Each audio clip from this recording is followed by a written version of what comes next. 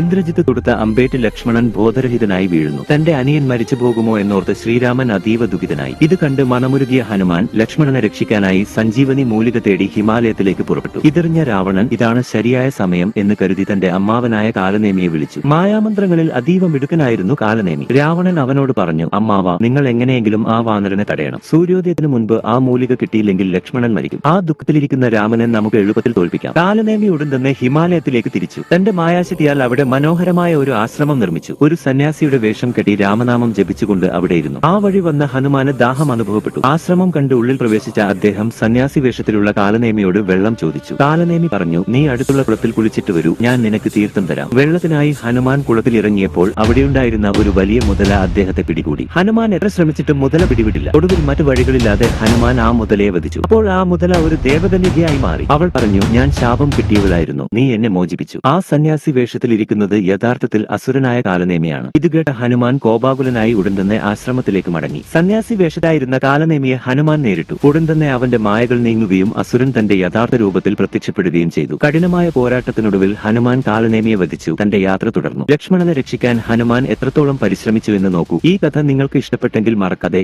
ജയ് ശ്രീറാം എന്ന് കമന്റ് ചെയ്യുക. നിങ്ങൾക്ക് ഈ വിവരം ഇഷ്ടപ്പെട്ടെങ്കിൽ ഒരു ലൈക്ക് ചെയ്ത് നമ്മുടെ ചാനൽ സബ്സ്ക്രൈബ് ചെയ്യുക.